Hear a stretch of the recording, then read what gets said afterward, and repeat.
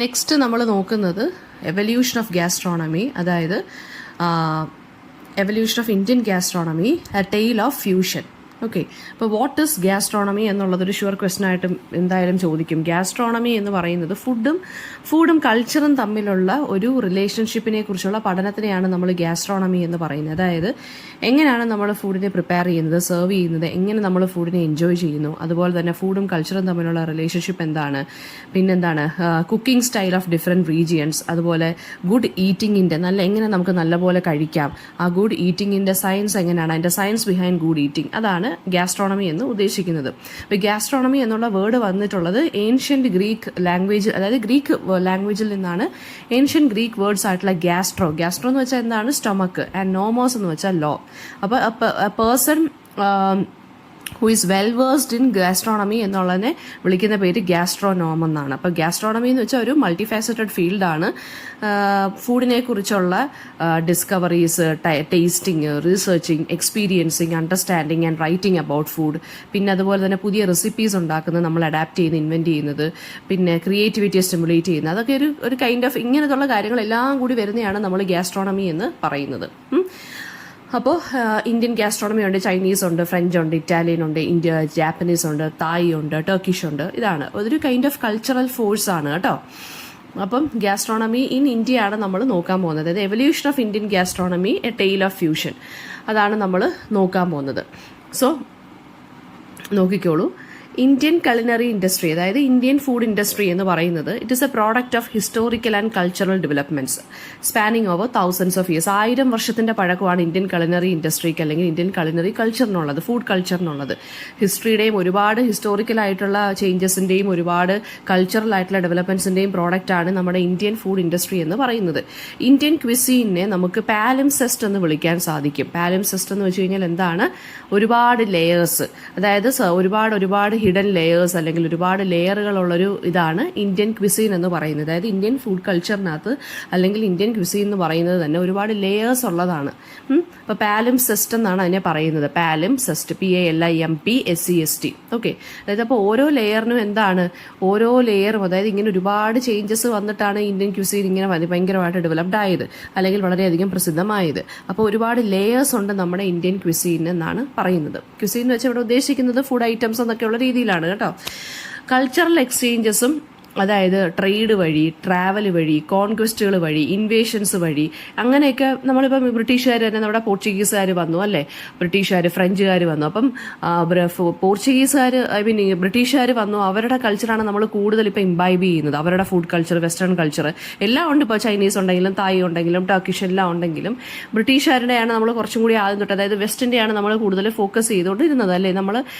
നമ്മുടെ രാജ്യത്ത് ആരൊക്കെ കയറി ഇറങ്ങിപ്പോയോ അവരുടെ എല്ലാവരുടെയും കൾച്ചർ നമ്മുടെ ഫുഡിലും അത് റിഫ്ലക്റ്റഡ് ആയിട്ട് വന്നിട്ടുണ്ട് അല്ലെ. അപ്പൊ അങ്ങനെയുള്ള കൾച്ചറൽ എക്സ്ചേഞ്ച് ഉണ്ടായിട്ടുണ്ട്. അത് തന്നെയാണ് നമ്മുടെ കൾണറി ഹെറിറ്റേജ്, അതായത് ഫുഡ് ഹെറിറ്റേജിന്റെ കാര്യത്തിൽ നമുക്ക് റിഫ്ലക്റ്റഡ് ആയിട്ട് വരുന്ന പല രാജ്യങ്ങളിലുള്ള പല കൾച്ചറിലുള്ള അല്ലെങ്കിൽ കുക്കിംഗ് സ്റ്റൈലുകൾ, ഫുഡ്സ് എല്ലാം നമ്മളും എന്ത് ചെയ്യുന്നുണ്ട്, ഇമിറ്റേറ്റ് ചെയ്ത് നമ്മളും ഇപ്പോൾ കഴിക്കുന്നുണ്ട്. ദെൻ ഇനി നമുക്ക് അതിനെ നോക്കാം. പ്രീ ഹിസ്റ്റോറിക് ആൻറ്റിസിഡൻസ് എന്താണ്, അതായത് എങ്ങനെയാണ് ഈ ഒരു ഫുഡ് അതായത് ഇന്ത്യൻ കലിനറി ഇൻഡസ്ട്രി അല്ലെങ്കിൽ ഇന്ത്യൻ ഗ്യാസ്ട്രോണമി എങ്ങനെയാണ് ഇത്രയും ഡെവലപ്ഡ് ആയി വന്നതെന്നുള്ളതാണ് നമ്മൾ നോക്കുന്നത്. അപ്പോൾ ആദ്യമേ നമ്മൾ അഗ്രികൾച്ചറിന്റെ ബിഗിനിങ്സിലോട്ട് തന്നെ പോകണം. അതാണ് ഫസ്റ്റ് സ്റ്റെപ്പ് എന്ന് പറയുന്നത്. അപ്പം ബിഗിനിങ് ഓഫ് അഗ്രികൾച്ചർ അത് നോർത്ത് വെസ്റ്റേൺ പാർട്ടിലാണ്. അതായത് അഗ്രികൾച്ചറിന്റെ എവിഡൻസ് നമുക്ക് നോർത്ത് വെസ്റ്റേൺ പാർട്ടിൽ നിന്നാണ്, ഇന്ത്യൻ സബ് കോർഡിനന്റിന്റെ തന്നെ നോർത്ത് വെസ്റ്റേൺ പാർട്ടിൽ നിന്നാണ് അഗ്രികൾച്ചറിന്റെ എവിഡൻസ് നമുക്ക് പലതും കിട്ടിയിട്ടുള്ളത്. ആർക്കിയോളജിക്കൽ എവിഡൻസ് നോർത്തേൺ രാജസ്ഥാനിലൊക്കെ ഉള്ളത്. അപ്പോൾ ആ നോർത്തേൺ രാജസ്ഥാനിലുള്ള ആർക്കിയോളജിക്കൽ എവിഡൻസ് നമ്മൾ ചെക്ക് ചെയ്യുകയാണെന്നുണ്ടെങ്കിൽ ഇറ്റ് സജസ്റ്റ് ദാറ്റ് ഫോറസ്റ്റ് എന്ന് പറയുന്ന were cleared and crops were grown in this region. 8000 BCയിൽ ഫോറസ്റ്റിനെ ക്ലിയർ ചെയ്തതും ക്രോപ്സ് ഒക്കെ ഈ സ്ഥലത്ത് ഗ്രോ ചെയ്തതിനുള്ളതിന്റെ തെളിവ് നമുക്ക് നോർത്തേൺ രാജസ്ഥാനിൽ നിന്ന് കിട്ടിയിട്ടുണ്ട്. And one of the most important pre historic sites എന്ന് പറയുന്നത് എന്താണ്, അഗ്രികൾച്ചർ. മെഹർഗാർ എന്ന് പറഞ്ഞ ബലൂചിസ്ഥാനുള്ള സ്ഥലത്താണ് അഗ്രികൾച്ചറിന്റെ ഏറ്റവും വലിയ ഒരു മോസ്റ്റ് ഇമ്പോർട്ടൻ്റ് ആയിട്ടുള്ള ഒരു ആർക്കിയോളജിക്കൽ എവിഡൻസ് നമുക്ക് ആ ഒരു ഒരു സ്ഥലത്തു നിന്നാണ് കിട്ടിയിട്ടുള്ളത്. ഓക്കെ, ബലൂചിസ്ഥാനിലുള്ള മെഹർഗാറിൽ. ദെൻ വീറ്റ് ആൻഡ് ബാർലി ആയിരുന്നു ആ സ്ഥലത്ത് ഗ്രോ ചെയ്തുകൊണ്ടിരുന്നത്. അത് 6500 BC-യിലായിരുന്നു, എറൗണ്ട് ആ ഒരു സമയത്ത്. പിന്നെ 3rd millennium BC ആയപ്പോൾ സെറ്റിൽമെന്റ്സ് ഒക്കെ, അതായത് ഈ അഗ്രികൾച്ചർ ഏതിപ്പം നമ്മളിപ്പോൾ കൃഷി ചെയ്യുന്ന സ്ഥലത്ത് അവിടെ ആയിരിക്കുമല്ലോ ഈ പഴയ ആളുകളൊക്കെ ഇങ്ങനെ വീട് വെച്ച് താമസിക്കുന്നത്. മാത്രമല്ല ഈ പുഴയുടെ നദിയുടെയൊക്കെ കരയിൽ അതാകുമ്പോൾ പെട്ടെന്ന് വെള്ളം കിട്ടും, അഗ്രികൾച്ചറിന് യൂസ് ചെയ്യാം. അപ്പോൾ ആ ഒരു അവൈലബിലിറ്റിക്ക് വേണ്ടി നദിയുടെ കരയിലൊക്കെയാണ് പെട്ടെന്ന് ആളുകൾ സെറ്റപ്പ് ചെയ്യുന്നത് സെറ്റിൽമെന്റ്സ്. ഇപ്പം ഗോദാവരി, കൃഷ്ണ, കാവേരി പോലെയുള്ള റിവർ വാലീസിൻ്റെ അടുത്ത് സെറ്റിൽമെന്റ്സ് ഒക്കെ കണ്ടുപിടിച്ചിട്ടുമുണ്ട്. അതൊക്കെ സദേൺ പാർട്ടിലാണ്. അപ്പം evidence of large open balls ഒക്കെ കണ്ടിട്ടുണ്ട്. അതായത് വലിയ വലിയ ബോളുകൾ, പോട്ടുകൾ. ഇതൊക്കെയെന്ന് വെച്ച് കഴിഞ്ഞാൽ എന്താണ്, പോറിഡ്ജ്, ഈ ഗ്രൂവൽ ലൈക്ക് ഫുഡൊക്കെ ഉണ്ട്, നമ്മുടെ കഞ്ഞി പോലത്തുള്ള ഫുഡൊക്കെയാണ് ഇവർ കഴിച്ചിരുന്നതെന്നാണ് നമ്മൾ ഈ ഒരു ബൗൾസ് അല്ലെങ്കിൽ പോട്ട്സ് ആർക്കിയോളജിക്കൽ എവിഡൻസ് ആയിട്ട് കിട്ടുമ്പോൾ നമ്മൾ മനസ്സിലാക്കേണ്ടതായിട്ടുള്ളത്. ആൻഡ് ഓൾസോ എന്താണ്, കമ്മ്യൂണിറ്റി ഡൈനിങ്ങിൻ്റെ, അതായത് എല്ലാവരും കൂടി ഒരുമിച്ചിരുന്ന് കഴിക്കുന്ന ഒരു സമ്പ്രദായമായിരുന്നു പണ്ട് കാലത്ത് ഉണ്ടായിരുന്നതെന്നും നമുക്ക് അതിനുള്ള എക്സിസ്റ്റൻസും നമുക്ക് അതിനുള്ള എവിഡൻസും കിട്ടിയിട്ടുണ്ട്. നെക്സ്റ്റ്, ഇൻഡസ് വാലി സിറ്റീസും സർപ്ലസ്. ഇനി അടുത്ത ഇൻഡസ് വാലി സിവിലൈസേഷനിൽ എങ്ങനെയായിരുന്നു? ഇൻഡസ് വാലി സിവിലൈസേഷൻ എന്ന് പറയുന്നത് it happen during the period 3000 to 2000 BCE. അതായത് ഇൻഡസ് വാലി സിവിലൈസേഷനെ നമ്മൾ ഹാരപ്പൻ സിവിലൈസേഷൻ എന്ന് വിളിക്കുന്നുണ്ട്. അത് പഞ്ചാബിലും സിന്ധിലുമാണ്. പഞ്ചാബിലും സിന്ധിലുമുള്ള ഫെർട്ടൈൽ റിവർ വാലീസിന്റെ അടുത്തായിരുന്നു ഇത് ഹാപ്പൻ ചെയ്തിരുന്നത്. ഏർലിയസ്റ്റ് നോൺ അർബൻ സിവിലൈസേഷൻ ആണ് ഇൻഡസ് വാലി സിവിലൈസേഷൻ എന്ന് പറയുന്നത്.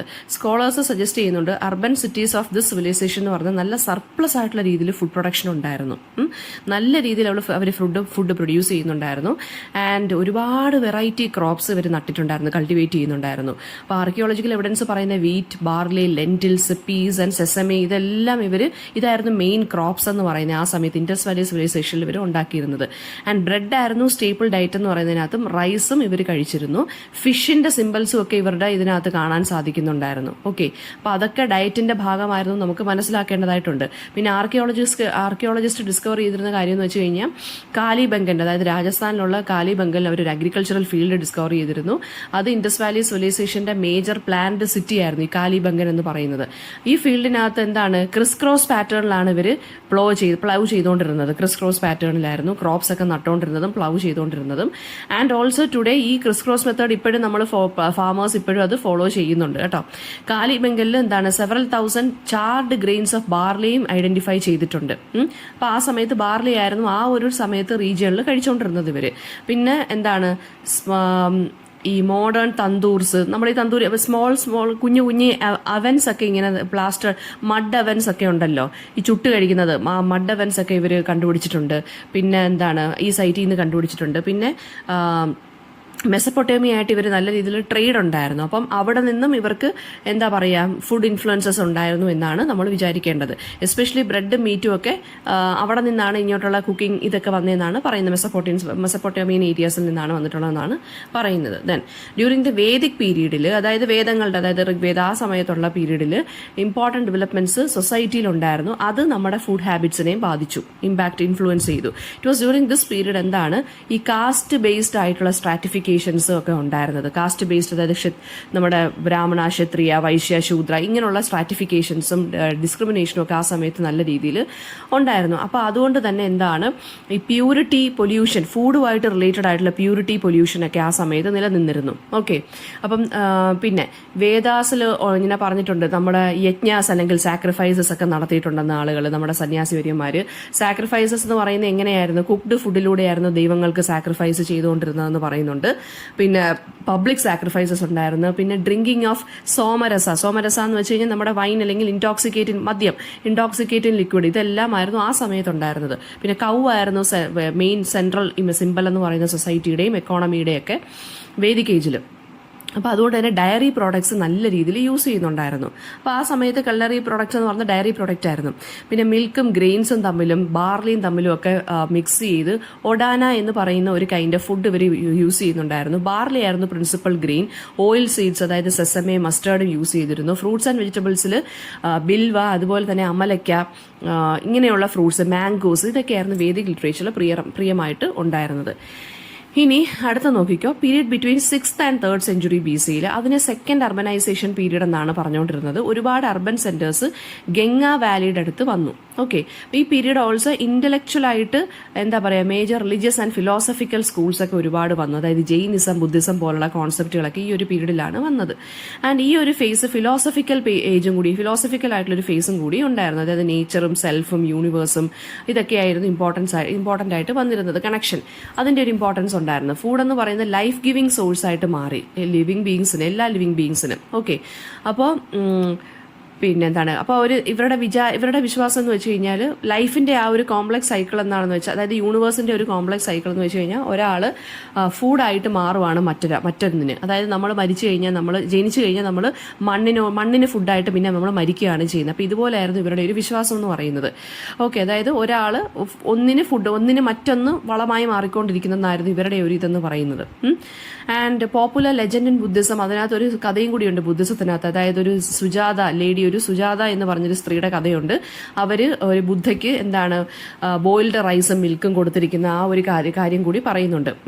And it is also believe that ബുദ്ധയ്ക്ക് എൻലൈറ്റൻമെന്റ് കിട്ടിയത് ഈ ഒരു ഫുഡ് കഴിച്ചിട്ട് ശേഷമാണെന്നും പറയുന്നുണ്ട്. ഓക്കെ, ആൻഡ് ഈ ഒരു ഇൻസിഡന്റ് ശരിക്കും പറഞ്ഞു കഴിഞ്ഞാൽ എന്താ പറയാ, ഈ ഭയങ്കരമായിട്ട് എക്സ്ട്രീം ആയിട്ടുള്ള രീതിയിൽ വ്രതമൊക്കെ എടുക്കുന്നവരുണ്ടല്ലോ. അപ്പോൾ അവർ ഈ ബുദ്ധൻ ഇങ്ങനെ ഈ 2 ഫുഡ് ഐറ്റംസ് കഴിച്ചിട്ടാണ്, റൈസും മിൽക്കും കഴിച്ചിട്ടാണ് ഇത്രയധികം ഇത് എന്താ പറയുക എൻലൈറ്റൻമെന്റ് കിട്ടിയെന്നൊക്കെ അറിഞ്ഞതിന് ശേഷം എക്സ്ട്രീം ആയിട്ടുള്ള വ്രതങ്ങളൊന്നും അങ്ങനെ ആരും എടുക്കാതെ. അതായത് അതുകൊണ്ടാണ് നമ്മളിപ്പോൾ ഈ വ്രതം എടുക്കുന്നുണ്ടെങ്കിലും പാല് കഴിക്കാം എന്നൊക്കെ ഇങ്ങനെ ആളുകൾ പറയത്തില്ലേ, പാല്, മറ്റേ ചോറ് മാത്രം, പച്ചരി ചോറ് മാത്രം. അങ്ങനെയാണ് ഈ വ്രതത്തിനകത്ത് പോലും റൈസ് ആൻഡ് മിൽക്കിന്റെ ഇമ്പോർട്ടൻസ് കൂടിയെന്നാണ് പറയുന്നത്. ബോത്ത് ബുദ്ധിസം ആൻഡ് ജൈനിസം എന്താണ്, അഹിംസ അല്ലെങ്കിൽ നോൺ ഇഞ്ചുറിക്കാണ് ഫോക്കസ് കൊടുത്തിട്ടുള്ളത്. അതായത് ആരെയും ഉപദ്രവിക്കരുത്, മൃഗങ്ങളെ ആണെങ്കിൽ പോലും ഉപദ്രവിക്കരുത്. And scholars also argue that എന്താണ്, ഇതാണ് വെജിറ്റേറിയനിസത്തിന് എൻകറേജ്മെന്റ് കൊടുത്തതെന്ന്. ആൻഡ് ഹിന്ദുയിസത്തിലും വെജിറ്റേറിയനിസത്തിന് ഇമ്പോർട്ടൻസ് കൊടുത്തിട്ടുണ്ട്. രാമായണ ആണെങ്കിലും മഹാഭാരതം ആണെങ്കിലും നമ്മുടെ എപ്പിക്സിനകത്തും എന്താണ് ഇതിനെക്കുറിച്ച് പറഞ്ഞിട്ടുണ്ട്. പിന്നെ ഭീമ, അതായത് പാണ്ഡവാസിലെ ഭീമ, ഒരു ക്യാരക്ടറായിട്ടുള്ള ഭീമ, അത് നമ്മുടെ മഹാഭാരതത്തിലെ പ്രിൻസിപ്പൽ ക്യാരക്ടറാണ്. അദ്ദേഹം എന്താണ്, ഭീമന്റെ എന്താണ് പ്രത്യേകം, നല്ല രീതിയിൽ ഫുഡ് കഴിക്കുന്ന ഒരാളാണ്. അപ്പോൾ അദ്ദേഹത്തിന്റെയും ആപ്പറ്റൈറ്റും അദ്ദേഹത്തിന്റെ ഫിസിക്കൽ സ്ട്രെങ്ത് എല്ലാം ഫുഡിൽ നിന്നാണ് വരുന്നതെന്നാണ് പറയുന്നത്. ഓക്കെ, ദെൻ അടുത്തത് ക്ലാസിക്കൽ ഏജ്, അതായത് ട്രേഡൊക്കെ എങ്ങനെ ഡെവലപ്ഡ് ആയി, എങ്ങനെയാണ് ഫുഡിന്റെ ഇത് ഡെവലപ്ഡ് ആയെന്ന്. അപ്പം 1st and 5th century CE നല്ല കുറച്ച് രീതിയിൽ ട്രേഡൊക്കെ വരാൻ തുടങ്ങി. സൗത്ത് ഏഷ്യൻ കൺട്രീസുമായിട്ടൊക്കെ ഇന്ത്യ ട്രേഡൊക്കെ ചെയ്യാൻ തുടങ്ങി. ഈ പീരീഡിൽ എന്താണ് ഒരുപാട് സ്ട്രോങ് എംപയേഴ്സ് ഒക്കെ വന്നു. അതായത് ഗുപ്ത ഡൈനാസ്റ്റി ഇവരൊക്കെ വരാൻ തുടങ്ങി. അങ്ങനെ എന്താണ് ട്രേഡൊക്കെ സ്റ്റാർട്ട് ചെയ്യാൻ തുടങ്ങി. അപ്പോൾ എന്ത് പറ്റും, കൾച്ചറൽ എക്സ്ചേഞ്ച് വഴി ട്രേഡൊക്കെ ഇങ്ങനെ ഉണ്ടല്ലോ. അപ്പോൾ എന്താണ് അവിടെ നിന്നുള്ള ഫുഡ് ഇങ്ങോട്ട്, ഇവിടെ നിന്നുള്ള ഫുഡ് അങ്ങോട്ടും ഒക്കെ അങ്ങനെ ഒരുപാട് ഡെവലപ്ഡായി മാറി ഇന്ത്യൻ ക്വിസീൻ. സ്പൈസസ് ആയിരുന്നു മേജർ കമ്മോഡിറ്റി ഓഫ് കൊമേഴ്സ് എന്ന് പറയുന്നത്. അപ്പോൾ ഗുപ്ത എംപയറിൽ അവർ നല്ല രീതിയിൽ ട്രേഡ് നടത്തിയത് റോമൻ എംപയറുമായിട്ടായിരുന്നു. സോ അവിടെ ഉള്ളത് ഇങ്ങോട്ടും, ഇവിടെ ഉള്ളത് അങ്ങോട്ടും, സ്പൈസസ് അങ്ങോട്ടും ഇങ്ങോട്ടും ട്രാൻസ്ഫർ ചെയ്തു അല്ലേ. അപ്പം എന്നിട്ട് ഇവർ തമ്മിലുള്ള ആ ഒരു ട്രേഡൊക്കെ ബ്രോക്കപ്പ് ആയപ്പോഴും ട്രേഡ് റിലേഷൻസ് ബൈസാൻറ്റൈൻ എംപയറുമായിട്ട് നമ്മൾ കണ്ടിന്യൂ ചെയ്തു. മേജർ കമ്മോഡിറ്റീസ് എന്ന് പറഞ്ഞാൽ ലോങ് പെപ്പർ, പിന്നെ വൈറ്റ് പെപ്പർ, കാർഡമം, ഇതൊക്കെയാണ് നമ്മൾ ട്രേഡ് ചെയ്തിരുന്ന സ്പൈസസ്. പെപ്പർ എന്ന് പറയുന്നത് നമ്മൾ ഇറാനിലോട്ട് എക്സ്പോർട്ട് ചെയ്തിരുന്നു. അവിടെ നിന്ന് നമുക്ക് നല്ല സുപ്പീരിയർ ബ്രീഡുള്ള ഹോഴ്സസിനെയായിരുന്നു അവർ ഇങ്ങോട്ട് നമുക്ക് തിരിച്ചു തന്നുകൊണ്ടിരുന്നത്. Another important feature of this period എന്ന് പറയുന്നത് എന്താണ്, development of Sanskrit text like Dharmashastras.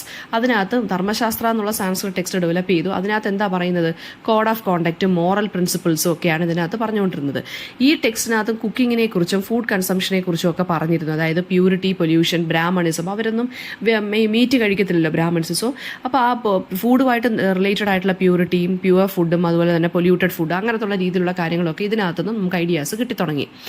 പിന്നെ എന്താണ് ഡയറ്ററി റെഗുലേഷൻസിനെ കുറിച്ച് ടെക്സ്റ്റിനകത്തൊക്കെ ഒരുപാട് കാര്യങ്ങൾ മെൻഷൻ ചെയ്യാൻ തുടങ്ങി. ഹൗവർ എന്താണ് ഈ നമ്മൾ ആ ടെക്സ്റ്റിനകത്താണെങ്കിലും, ഈ ധർമ്മശാസ്ത്രാസ് പോലെ ടെക്സ്റ്റിനകത്താണെന്നുണ്ടെങ്കിലും, ഈ ബ്രാഹ്മണിസം റിലേറ്റഡ് ആയിട്ടുള്ള ടെക്സ്റ്റിനകത്താണെന്നുണ്ടെങ്കിലും ഫുഡുമായിട്ട് റിലേറ്റഡ് ആയിട്ടുള്ള കാര്യങ്ങളൊക്കെ വീണ്ടും എന്താണ് എഴുതപ്പെടാൻ തുടങ്ങി. ഇനി നെക്സ്റ്റ് എന്ന് പറയുന്നത് പുരാണിക് ഹിന്ദുയിസവും concept of food as naivedya and prasada. നമ്മൾ നിവേദ്യം കിട്ടുന്നതൊക്കെ പറയത്തില്ലേ, അമ്പലത്തിൽ നിന്ന് പ്രസാദം കിട്ടുന്നു, അതിൻ്റെ ഒരു കോൺസെപ്റ്റാണ് അടുത്തത്. അപ്പം ഫ്രം 5th century CE നിന്ന് an important class of religious ടെക്സ്റ്റുകൾ പുരാണാസ് കമ്പോസ് ചെയ്യാൻ തുടങ്ങി. ഈ പീരീഡ് എന്ന് പറയുന്നത് ഹിന്ദുയിസത്തിൽ പേഴ്സണൽ ഗോഡ്സിൻ്റെ കോൺസെപ്റ്റ് ഒക്കെ വരാൻ തുടങ്ങി. അതായത് ഡയറ്റീസിന് പൂജ വർഷിപ്പ് ചെയ്യണമെന്നും സ്പെസിഫിക് ഫുഡ് ഐറ്റംസ് വെച്ചിട്ട് അവരെ വർഷിപ്പ് ചെയ്യണമെന്നൊക്കെ. അതായത് നൈവേദ്യം, നിവേദ്യം കൊടുക്കുക എന്നൊക്കെ ഉള്ളൊരു കോൺസെപ്റ്റ് വന്നു. ആൻഡ് ഓരോ ഡയറ്റ്, ഹിന്ദുയിസത്തിലുള്ള ഓരോ ഡയറ്റിക്കും ഓരോ ദൈവത്തിനും അവരുടേതായിട്ടുള്ള ഫുഡ് പ്രിഫറൻസസ് ഉണ്ടെന്ന് ആക്കി. ഓക്കെ, വിഷ്ണുവിനെന്ന് പറയുന്ന ghee and milk based foods ആണ് ഇഷ്ടം. ഗണേശന് സ്വീറ്റ്സ് ആണ് ഇഷ്ടം, അതായത് മോദകമാണ് ഇഷ്ടം. പിന്നെ ഈ ഫുഡ് ഓഫർ ചെയ്യുമല്ലോ ഡയറ്റിക്ക്, അതിൻ്റെ ലെഫ്റ്റ് ഓവർ ഫുഡിനെയാണ് നമ്മൾ പ്രസാദം എന്ന് പറയുന്നത്. അത് ഡിവോട്ടീസിന് ഡിസ്ട്രിബ്യൂട്ട് ചെയ്യുന്നു. അത് ഡയറ്റിയുടെ ബ്ലെസ്സിങ് ആയിട്ടാണ് നമ്മൾ കൺസിഡർ ചെയ്യുന്നത്. അനദർ ഇമ്പോർട്ടൻറ്റ് ഡെവലപ്മെന്റ് എന്ന് പറയുന്നത് താന്ത്രിസിസം എന്നുള്ളൊരു കാര്യം വന്നു. അത് ബ്രാഹ്മണിക്കൽ റിലിജിയന് കോൺട്രാസ്റ്റ് ആയിട്ട് വന്നെയാണ് താന്ത്രിസിസം, അതായത് തന്ത്രിമാരെന്ന് പറയത്തില്ല, താന്ത്രിക് ആ സംഭവം. താന്ത്രിസിസം എന്ന് പറയുന്നത് മാംസവും മദ്യവും കഴിക്കുന്നതായിരുന്നു, ഗോഡിന് ഓഫർ ചെയ്യുന്നതാണ് താന്ത്രിക് പൂജാ രീതികളെന്ന് പറയുന്നത്. അതായത് മീറ്റും വൈനും കൊടുക്കുന്നു ഗോഡിന് ഓഫറിങ്സ് ആയിട്ട്, അതാണ് കൊടുത്തുകൊണ്ടിരുന്നത്. അപ്പോൾ താന്ത്രിസിസം എന്ന് പറയുന്നത് എന്താണ്? ഈ ഫോർബിഡൻ സബ്സ്റ്റൻസസ് കൊടുത്തിട്ട് ഡിവൈനിലടുത്തോട്ട് എത്തുന്നു എങ്ങനെയാണ്, അതാണ് താന്ത്രിക് ഇതെന്ന് പറയുന്നത്. ഇനി അടുത്തത് ഇമ്പാക്റ്റ് ഓഫ് ഇസ്ലാമിക് കൾച്ചർ. അപ്പോൾ മിഡിൽ ഈസ്റ്റിൽ നിന്ന് നമുക്ക് ഇന്ത്യൻ ക്യൂസിലോട്ട് ഒരുപാട് ഫ്ലേവേഴ്സ് ആൻഡ് വെറൈറ്റി വന്നിട്ടുണ്ട്. ഇപ്പം നമ്മൾ കഴിക്കുന്ന ബിരിയാണി ആണെങ്കിലും അൽഫാം ആണെങ്കിലും അതൊക്കെ എന്ന് വെച്ചാൽ മിഡിൽ ഈസ്റ്റ് കൺട്രീസിൽ നിന്ന് വന്ന ഫുഡ് ഇൻഫ്ലുവൻസസ് ആണ്. ഇപ്പോൾ some of the earliest influences എന്ന് പറഞ്ഞാൽ സിറിയൻ ക്രിസ്ത്യൻസ് അറബ് വേൾഡിൽ നിന്ന് കൊണ്ടുവന്നു. അത് കേരളത്തിലെ ഫുഡ് ഇൻഡസ്ട്രി അല്ലെങ്കിൽ ക്വിസീനെ ഒരുപാട് ഇൻഫ്ലുവൻസ് ചെയ്തിട്ടുള്ളതാണ്. ആൻഡ് ഓൾസോ സമൂസ എന്ന് പറയുന്ന ആ ഒരു പോപ്പുലർ സ്നാക്ക് നോർത്ത് ഇന്ത്യയിൽ, അത് അറബ് വേൾഡിലുള്ളതാണ്. പിന്നെ അറബ് കുക്ക് ബുക്സ് ഒക്കെ ഉണ്ടല്ലോ 10th and 11th സെഞ്ചുറിയിൽ, അത് നല്ല രീതിയിൽ മീറ്റ് ഫിൽഡ് പാറ്റീസ്, സമൂസാസ്, അതിനകത്തും ഈ കുക്ക് ബുക്കിനകത്തും ഒക്കെ സമൂസയുടെ കാര്യമൊക്കെ പറയുന്നുണ്ട്. പിന്നെ ഈ ട്രേഡേഴ്സ്, മിഡിൽ ഈസ്റ്റിൽ നിന്ന് വന്ന ട്രേഡേഴ്സ്, സ്പിരിച്വൽ ലീഡേഴ്സ്, കോൺകറേഴ്സ്, അവരൊക്കെ എന്ന് വെച്ച് കഴിഞ്ഞാൽ എന്താണ് പുതിയ എന്താ പറയുക കൾനറി പ്രാക്ടീസസ് ഒക്കെ ഇന്ത്യയിലും സ്റ്റാർട്ട് ചെയ്തിട്ടുണ്ട്. അതിന് ഇൻഫ്ലുവൻസ് നമുക്ക് ഇതിനകത്തും കാണാൻ സാധിക്കുന്നുണ്ട്. ഓക്കെ, പിന്നെ മുഗൾസിന്റെ ഇൻഫ്ലുവൻസും ഒക്കെ നമുക്ക് ഇതിനകത്ത് ഫുഡിനകത്ത് കാണാൻ സാധിക്കുന്നുണ്ട്. Some of the most important contribution of Middle East എന്ന് പറയുന്നത് എന്താണ്? ഈ നട്ട്സ്, സാഫ്രൺ ഉണ്ടല്ലോ, പിന്നെ അരോമാറ്റിക് ഹെർബ്സ്, പിന്നെ വേരിയസ് കൈൻഡ്സ് ഓഫ് ബ്രെഡ്, ഇതൊക്കെയാണ് അവരുടെ മോസ്റ്റ് ഇമ്പോർട്ടൻ്റ് ആയിട്ടുള്ള കോൺട്രിബ്യൂഷൻസ്.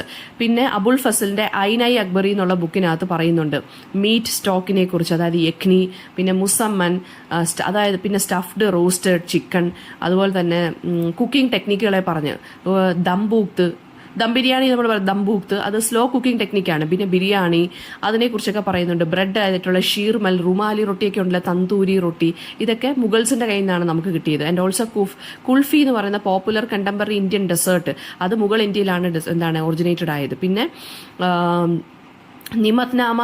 നിമത്നാമ ഈ നസറുദ്ദീൻ ഷാഹി, അത് ഒരു മെഡിവൽ കുക്ക് ബുക്ക് ആയിരുന്നു. അത് ഗിയാദ് ഷായാണ് കമ്മീഷൻ ചെയ്തത്, മൽവയുടെ റൂളർ ആയിരുന്നു. അപ്പോൾ ഈ ടെക്സ്റ്റിനകത്തും എന്താണ്, പേർഷ്യൻ ലാംഗ്വേജിലാണ് ടെക്സ്റ്റ് എഴുതിയിരിക്കുന്നത്. അതിനകത്ത് ഒരുപാട് മെഡിവൽ റെസിപ്പീസിനെ കുറിച്ചൊക്കെ പറഞ്ഞിട്ടുണ്ട്.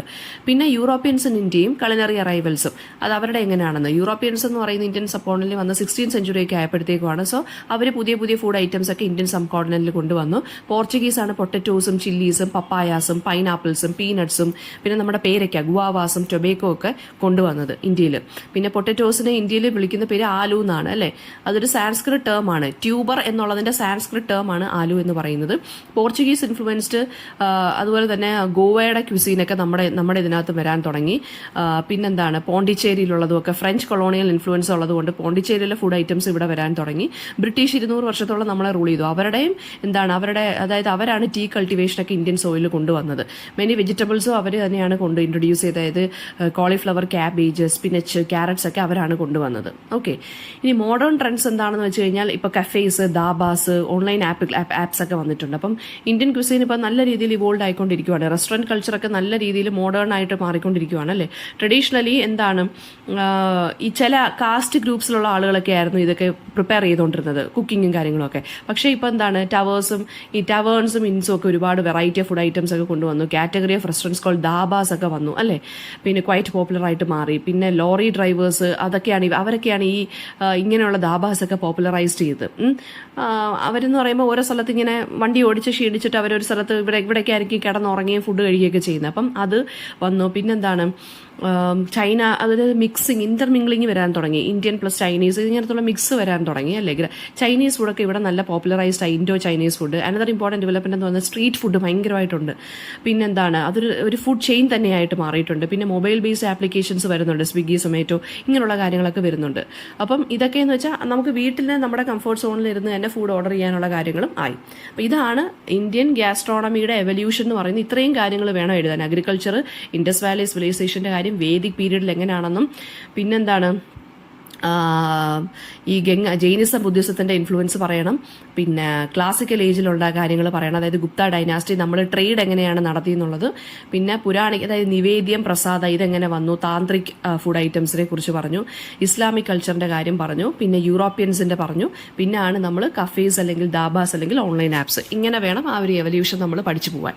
ഓക്കെ, എന്തെങ്കിലും ഡൗട്ട് ഉണ്ടെങ്കിൽ ചോദിക്കണം. അപ്പോൾ ഇതിനകത്തുനിന്ന് മിക്കവാറും എങ്ങനെയാണ് അഗ്രികൾച്ചറിൻ്റെ സമയത്ത് ഫുഡ് ഐറ്റംസ് എങ്ങനെ വന്നു, ഇൻഡസ് വാലിയിൽ എങ്ങനെയായിരുന്നു ഫുഡിൻ്റെ കാര്യം, ഇങ്ങനെ ആയിരിക്കും എടുത്തെടുത്ത് ചോദിക്കുന്നത്. മാത്രമല്ല ബ്രിട്ടീഷുകാർ എന്തൊക്കെ ഇവിടെ ഫുഡ് ഐറ്റംസ് കൊണ്ടുവന്നു, മുഗൾസ് എങ്ങനെ കൊണ്ടുവന്നു, ഇതൊക്കെ 1 മാർക്ക് ക്വസ്റ്റനായിട്ടും 2 മാർക്ക് ക്വസ്റ്റനായിട്ടും ചോദിക്കാം.